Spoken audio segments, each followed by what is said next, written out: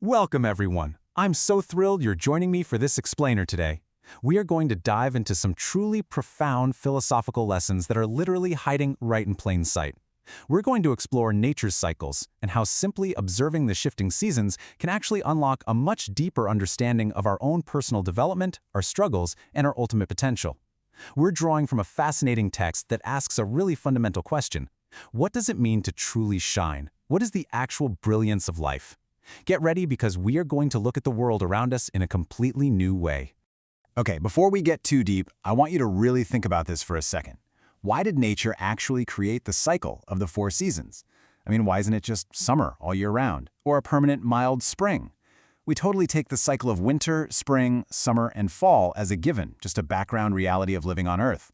But the source material we're exploring today suggests that this isn't just a weather pattern, it's a profound, deliberate teaching mechanism. The seasons are a mirror, reflecting the fundamental laws of life itself. So here's our roadmap for the explainer today. We're going to look at nature's ultimate prosperity, the vigorous life force, navigating life's cycles, crafting a beautiful life, and finally, what the brilliance of life truly means. All right, let's dive right in. Section 1. Nature's ultimate prosperity, focusing on the peak of summer.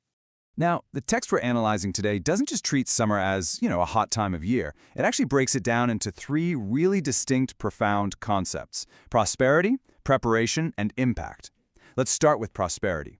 Think about walking outside in the middle of August. The sun is practically blinding, the shadows are deep, the leaves are this incredibly intense green. It's literally the undeniable, visible peak of biological success and expansion. The whole season is just vibrating with life.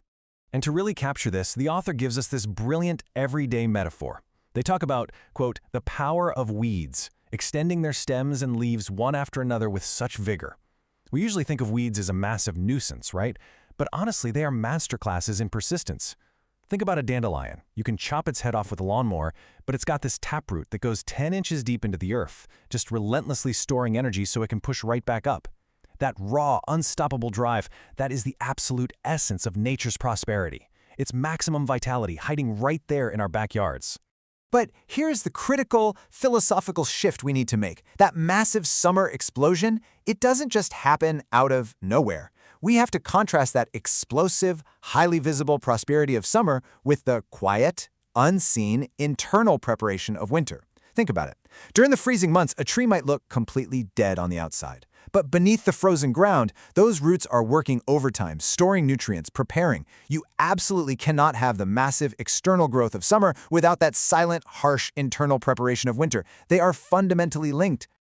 Moving on to Section 2, the vigorous life force, and what's called the accumulation effect.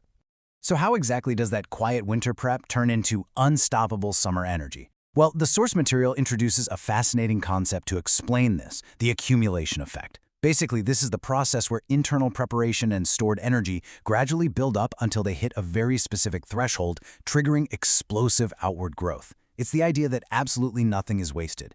Every single drop of water absorbed in the spring, every tiny bit of energy conserved in the winter, it all stacks up. It accumulates.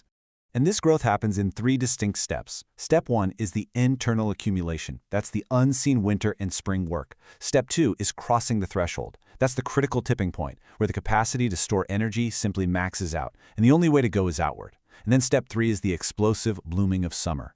The big takeaway here, sudden success or sudden brilliance is almost never an accident. It's really just a sudden visibility of a very long, invisible process of accumulation. But, accumulation isn't the only driver. The text points out a second source of this life force, environmental dynamics. Just think about the summer environment for a second. It is incredibly dynamic and honestly, sometimes really harsh. You've got baking sun, heavy rains, strong winds. The author points out that this environmental friction actually forces life to push back. Like a tree grows stronger roots precisely because the wind is threatening to blow it over. The challenges of the environment don't hinder the life force. They are the exact things that demand the life force to exert its full strength and bloom completely. Which brings us to Section 3, navigating life cycles and preparing for the fall. Because as we all know, summer doesn't last forever. And this brings us to one of the most thought-provoking concepts in the whole text. It says, quote, prosperity contains within itself the next sprout, a sign of decline. Think about a piece of perfect fruit. The exact second it reaches absolute perfect ripeness is also the very moment right before it starts to spoil. the brightest flame, is burning its fuel the absolute fastest. So the author is essentially warning us that when we are at the absolute peak of our own personal or professional summers, we need to be acutely aware that the very seeds of our next downturn are already present. Now, what's really interesting about this concept is that while nature operates on a strict, predictable 365-day loop, human life totally doesn't. The author points out that our cycles vary wildly. Some of us operate on quick, 3-year cycles of rapid reinvention. Others are on these massive 10, 20, or even 50-year life arcs. We aren't all experiencing our summers and winters at the exact same time. Our development is this unique, personalized spiral, which means we have to be incredibly self-aware to recognize which season our own soul is currently in. This leads perfectly into Section 4, crafting a beautiful life and leaving a wake. Knowing that these cycles of harsh weather and explosive growth are completely unavoidable, how do we actually use them to shape who we are? Well, the text uses this great metaphor of a diamond. A diamond sitting deep in the earth is just a rough, dull rock. Its true, dazzling brilliance only emerges because of how it gets cut. The author applies this directly to us, to the human soul. Our souls require intentional cutting and shaping through life's trials, that environmental friction we talked about, to truly shine. Facing our difficult winters and navigating our intense summers with grace is exactly what cuts the facets of our character, allowing us to radiate true beauty. To explain this journey even further, the author offers this gorgeous metaphor of a ship's wake. Imagine a ship out on the ocean. Sometimes the wind is perfectly at your back and you sail completely straight. But other times, storms force you to move diagonally or maybe even push you backwards.